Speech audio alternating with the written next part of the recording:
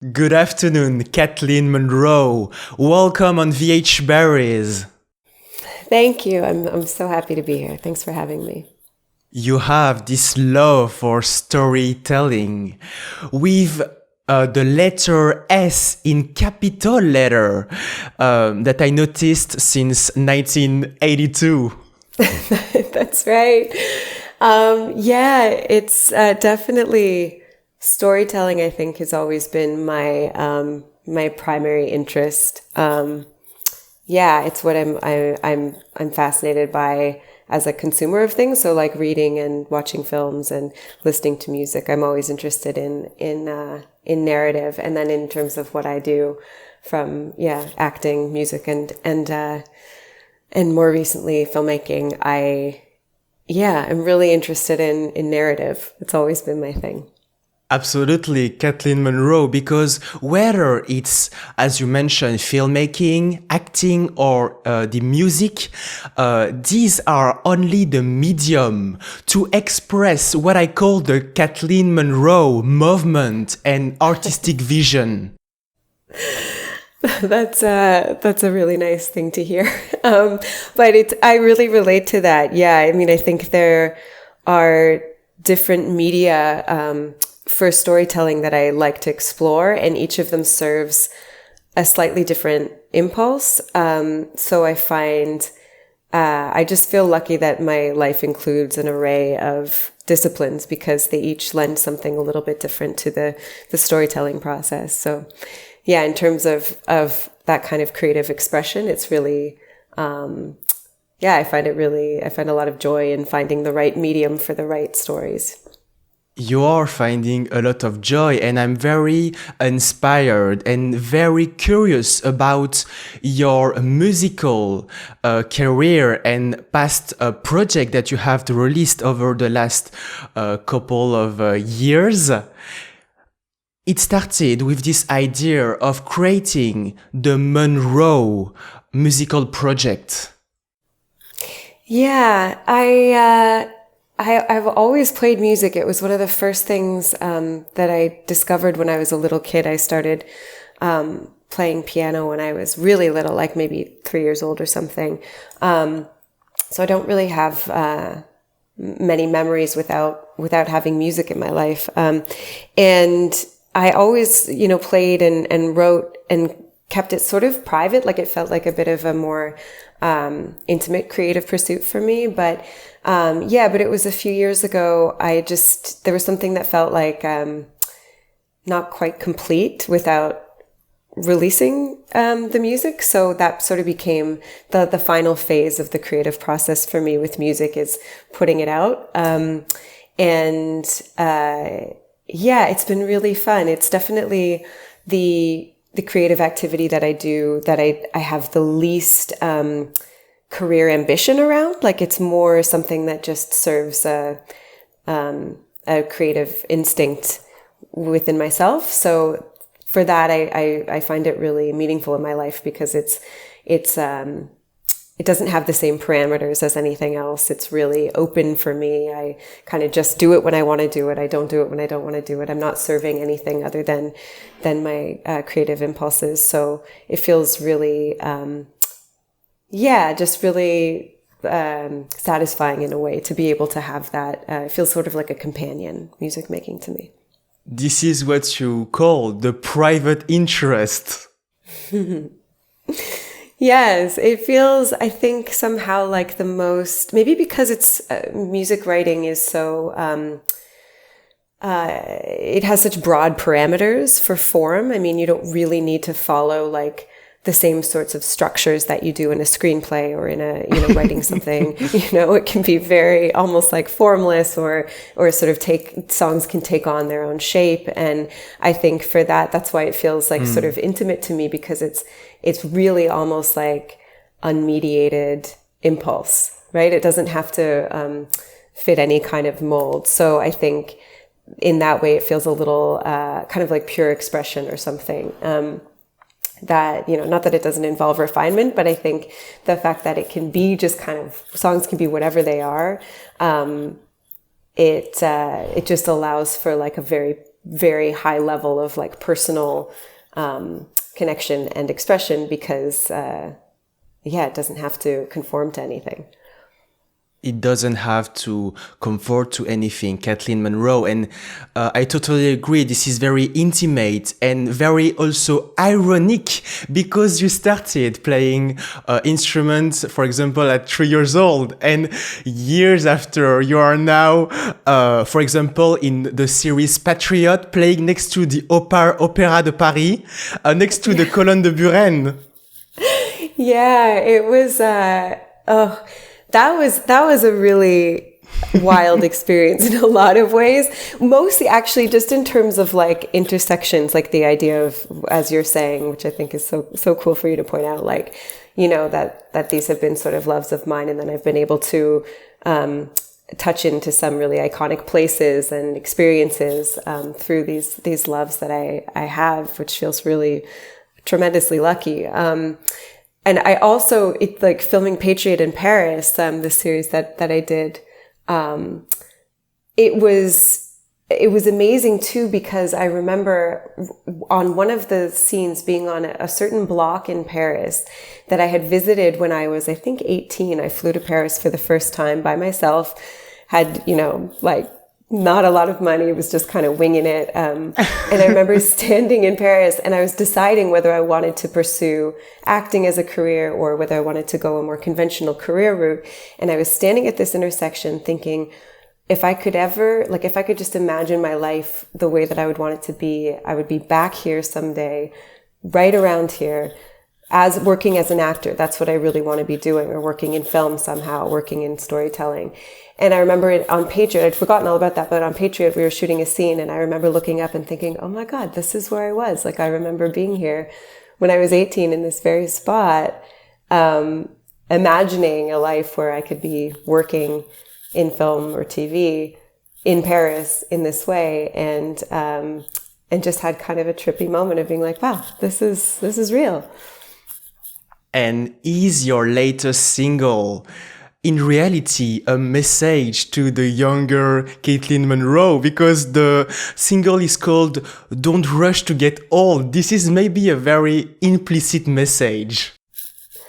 I think you're right. I mean, I think you're really right. Like that song came out of, I wrote it for someone else, but I think when I listen to it now, like, it really does feel, it feels like I'm talking to myself more than anyone. But I think that's the cool thing about songwriting, right? It's like it can include some ambiguity, or it can include some like discovery or something even after this stuff exists, because again, once it's out, it kind of just like carries its own life a little bit. And I think you're right.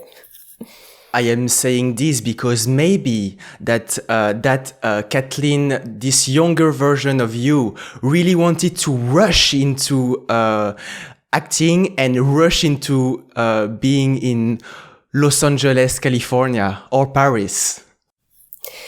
Yeah, I definitely had a really concentrated drive very early, and I feel like I was almost like a little bit of an adult when I was really little, and I think that is something that in my, as I get a little bit older, I think like, I remember getting into my 30s and thinking, okay, my resolution now, my goals for myself are to like take things a little less seriously and like, get a little bit messier and have a little more fun, because definitely, you're right. Like, was definitely, I had my sights set on things that I wanted very young, and was pretty uncompromising about the way that I, was kind of pushing through life to get them. And I have enjoyed learning to slow down a little. And Kathleen Munroe, to have this drive that you just mentioned, it requires a lot of discipline. And one other job that requires discipline is the police officer job, which is a character that you have portrayed and played all your life. It's funny to think about that, but it's really true. Like, I think that says something about the like kind of iconography of American television. It's like there's so much territory that deals with, you know, crime and the justice system. And I'm definitely I'm glad to be able to explore that stuff on camera rather than off, because this, yeah, definitely it's fun to get into the character aspect of that stuff. But it's true. There's a discipline to it, and there's almost like like it's not quite coded behavior, but there's sort of a way to get into those roles that is even like across jobs that are quite different in terms of the character have some similarities for sure. This job is very familiar to you, and at the moment we are talking right now, Kathleen Munroe, you are actually in the process of pre-production and filming of an upcoming series that is called Brass Tactics. Yes, I'm in New York. I just got here last week, and we're in pre-production for Brass Tactics, which will be a series on Apple TV, on Apple Plus, and it's really exciting for me. I am playing a cop again, but it's a very different kind of character than I've played before, and I think I'm really excited about it. It's going to be a little bit of a stretch for me in terms of finding this character, and the whole world of the show is set in 2003, so it's like a little bit of a recent period piece. So it's fun to kind of revisit that world too through this show, because I remember it very well, and the people that I'm working with are really, really exciting as well. So I think this will be a kind of different approach to this type of role, and definitely a different approach to the crime drama. I think this is a really unique show when it comes to that territory. This territory, this character that you will be playing is part of this series called Brass Tactics, which is directly adapted from the City on Fire novel, which was written back in 2015. And Kathleen Munroe, I can make a clear connection with the context in which the story is taking place in 2003, in July 2003, because your career started 2 years before this year in 2001. That's right. That's really you're good. Yeah, totally. I started. I had finished high school, and I was, like I said, sort of deciding what I wanted to do from there.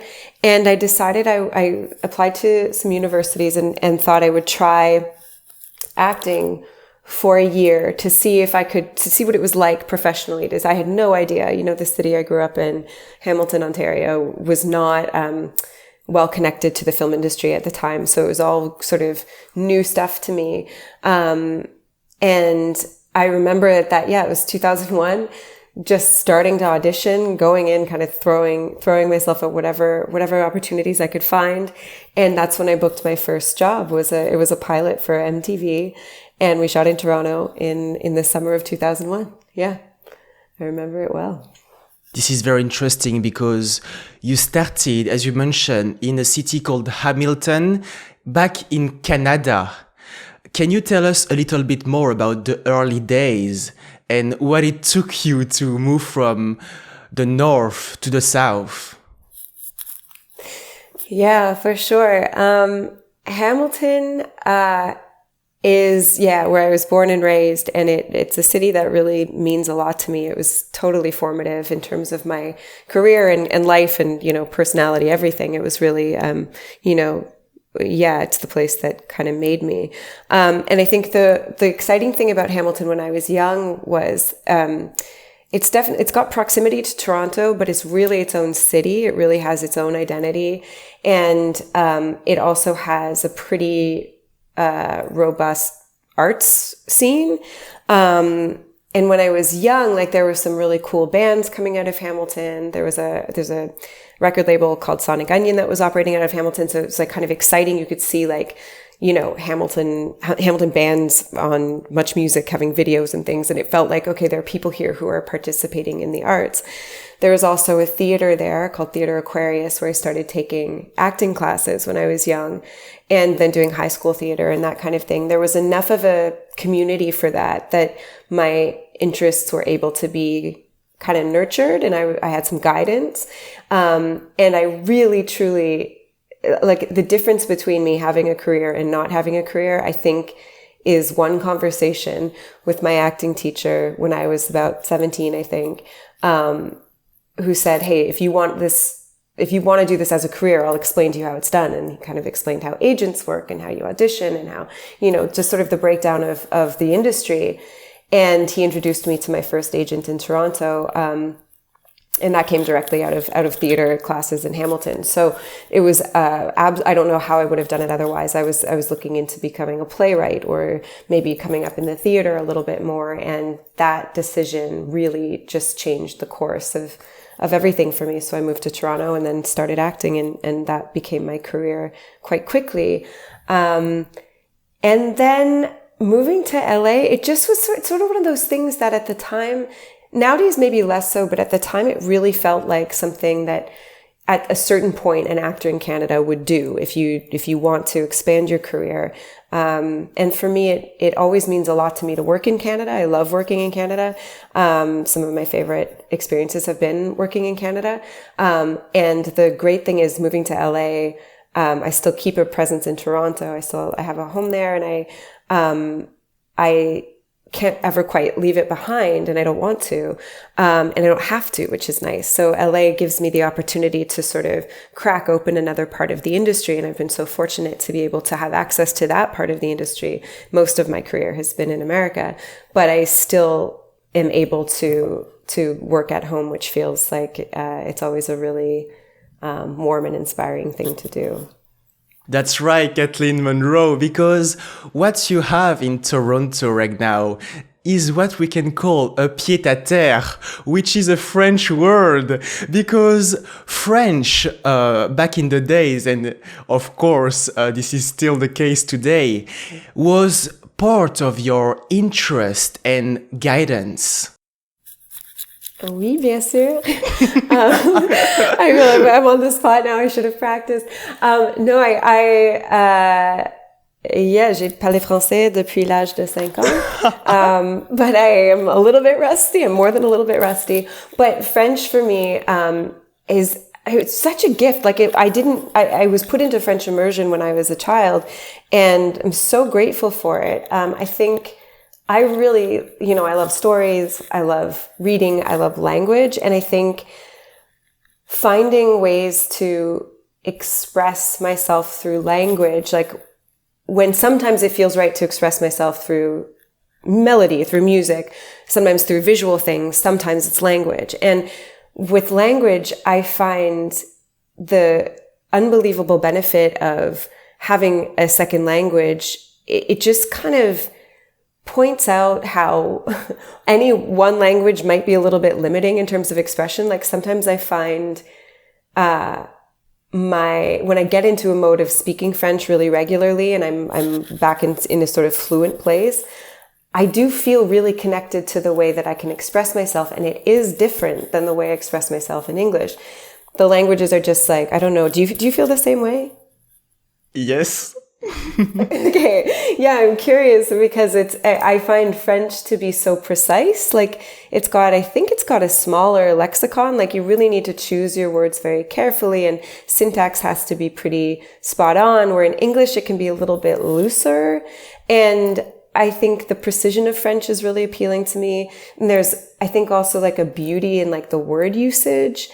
And pardon me, and the cadence is so melodic. So I feel like really knowing that there is even a difference between languages, I think just kind of opens the mind a little bit in terms of any expression, because you can think, okay, well, hey, how can I use these tools if I'm speaking in one language or another, if I'm writing a song or taking a photo or something. It's like, so what are the parameters of this language, or what are the parameters of this, medium? And they feel sort of like a similar question. And which one serves me best in this expression? So I think knowing French has been a real gift, because it connects to something, a certain kind of expression in me that I don't always feel is expressed the same way in English. I would also add that, of course, the French language, I think, is a little bit more precise, which is the reason why it's easier to make comedy, for example, and stand-up in English, for example. Yeah, that's really interesting to hear that from your perspective too, being sort of a French speaker. French is your first language, right? So I think I think French, this might be a little bit broad or reductive for me to say, but I really appreciate this about Quebecois culture and French culture, that there's a lot of like physical expression. There's a lot of like even the kind of history of like clown and like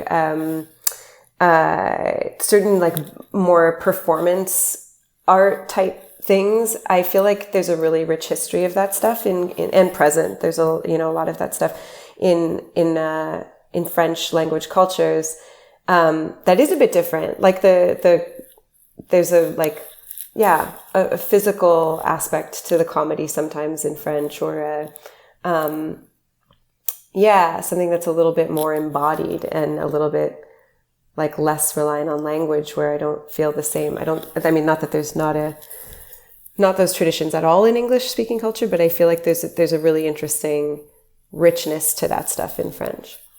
And Kathleen Munroe, after an exceptional 9 years span of time after the beginning of your career in Canada, you actually won the 2010 ACTRA Award for Outstanding Female Performance.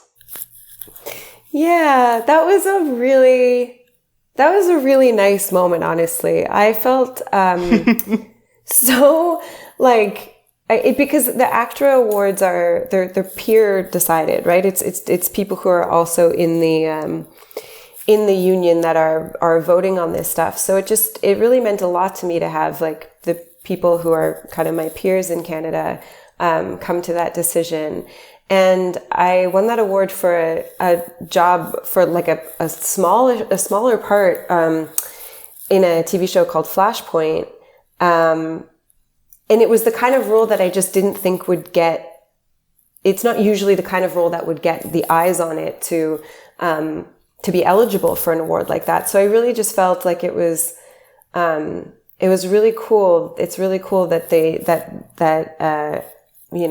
ACTRA board at that point, or whoever was making these decisions, were really doing a lot of digging into the submissions, because I won it for like a guest star role. So it felt really, really nice. Like I felt very welcomed or something into the Toronto actors community, which is a really, really deeply talented pool of people. So yeah, it was nice. There is a very talented pool of actors. And Kathleen Munroe, what are the biggest lessons and learnings that you got after all of these years of acting? Because I totally feel that they have been preparing you for the upcoming chapters of this new decade. Yeah, definitely. There are There are lessons all the time. I mean, I think the most important one, I mean, as with anything that's challenging, right? Because this kind of work is like the most rewarding stuff for me because I love it so much, and it's also got challenges. But I think I'm so glad that I learned really young to just get ego out of the way, that like none of this industry and nothing to like art doesn't come from ego for sure, but also that the industry around arts, in this case like film and TV, and the industry around acting, it like you just have to kind of get your ego out of the way completely if you're going to survive with any kind of enjoyment of anything or sense of self-worth. Like, so the idea of just like not personalizing the victories or the not getting jobs, stuff like that, that stuff that can sting a little bit, to just recognize that this is like a big collaborative industry. Every project is a big collaboration, and it's all about just alignment, like where you fit in, what kind of groups of people feel like they work well together. And it's got a logic to it that is like beyond my understanding all the time, but it's a lot of surrendering and just kind of being intentional, but also not taking the successes or what feel like failures, too personally, because it's just the nature of the industry to have alignments and misalignments when it comes to getting work.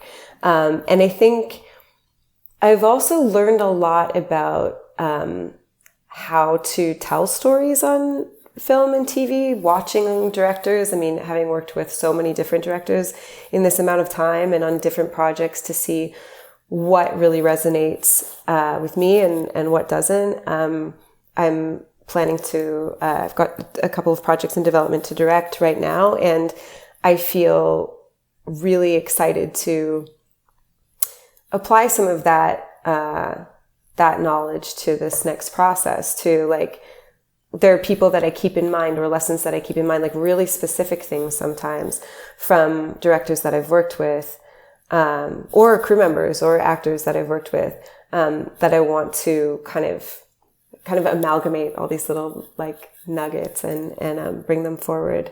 So yeah, there's a lot that, you collect a lot over the years, I think. And if I follow this logic, and if I follow those nuggets, Kathleen Munroe, to remove the ego and erase it, you have to remove the name a little bit, like one of your songs called Good Name, in which you are saying, promise me you will be the same, I cut the ties, I cut the faith. Yeah, you're a really generous listener. Yeah, I think it's about just sort of identifying with something more internal than external, like that.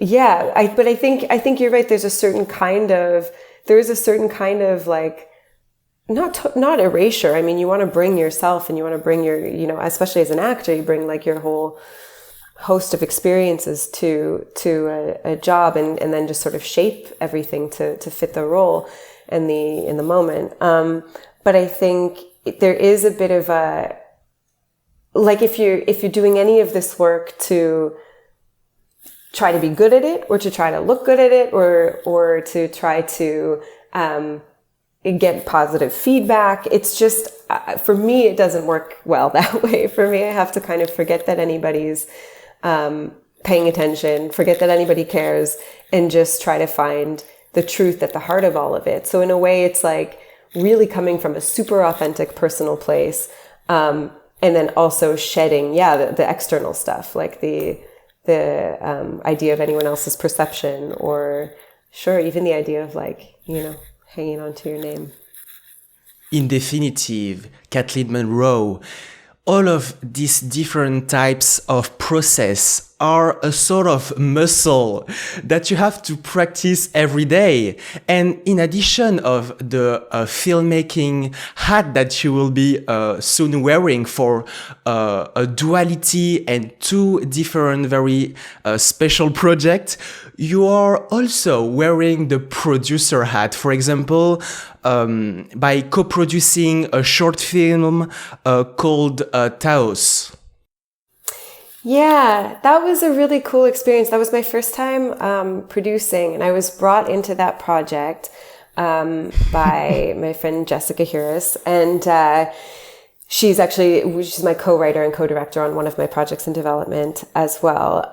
And it's so empowering. I think I don't know. I think when I think about my trajectory, I'm happy to say that I think I have some guts and some drive and definitely some ambition.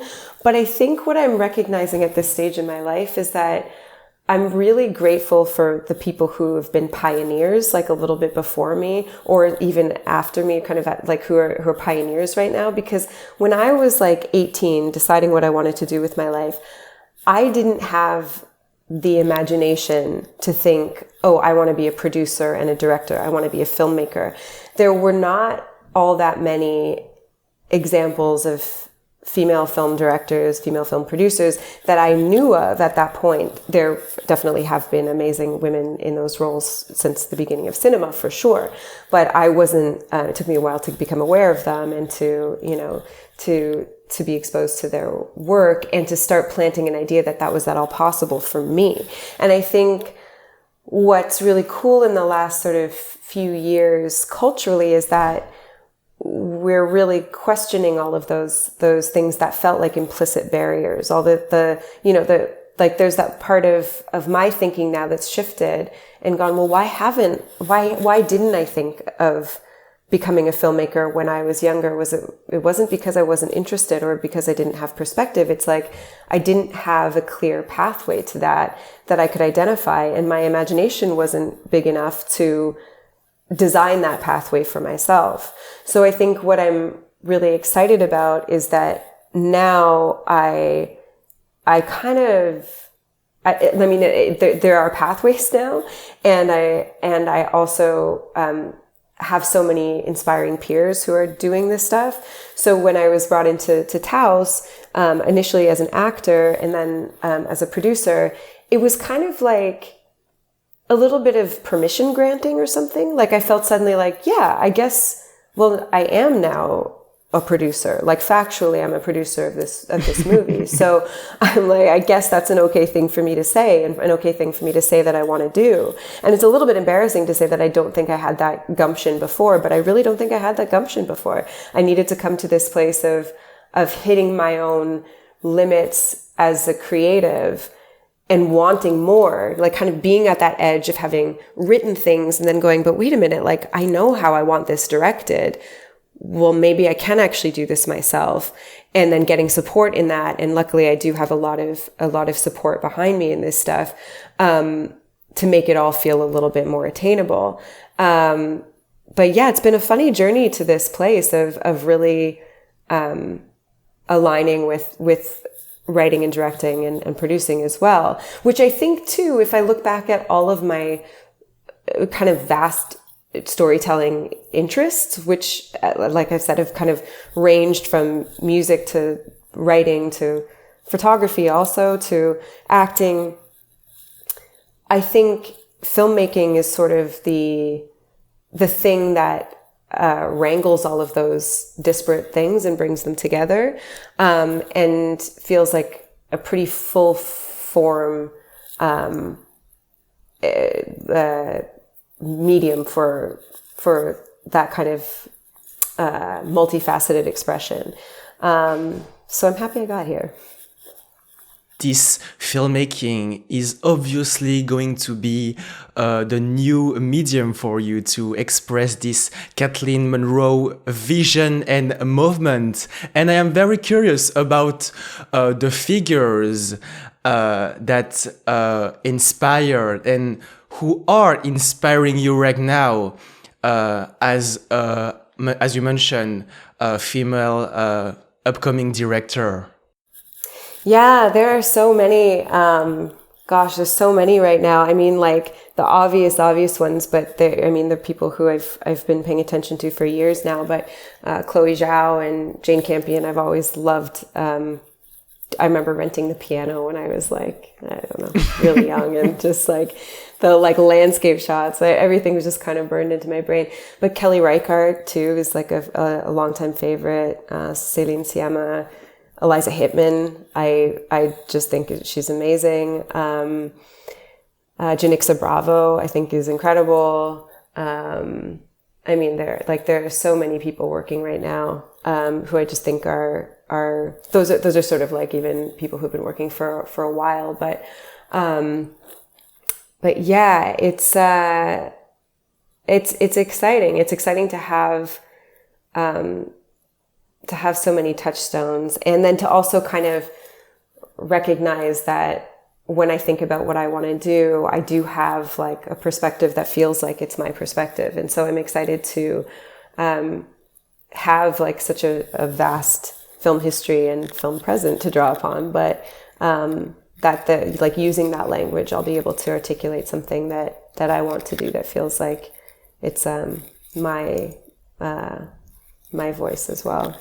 In definitive, Kathleen Munroe, if I understood correctly, you mean that right now you are more aware than ever before, at the complete opposite of the oblivion, which is a word that means to being in the state of being unaware or unconscious of what is happening around you.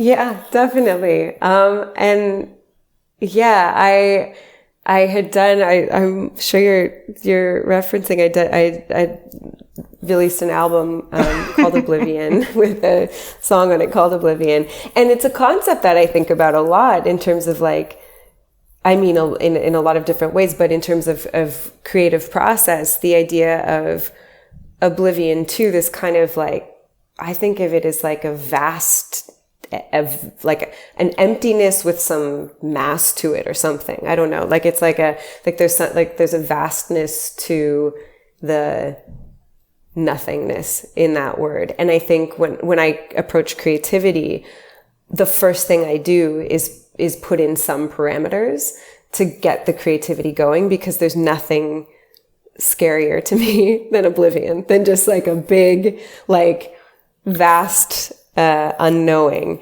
So anytime I go about starting to create something, whether it's a character from a script or whether it's writing something original or making music, I try to give myself like a starting point that feels really, really concrete, and then I'm out of oblivion, and then I can kind of let things go from there. Kathleen Munroe, merci beaucoup. Thank you very much for your time. I am wishing you the best for this very special series in New York City. But please, I am wishing you everything except to wreak havoc, which means to cause great damage, which we don't want. Thank you. Yeah, that's. I will second that. We don't want that. Merci à toi. Thank you so much for having me. It was so nice to talk to you.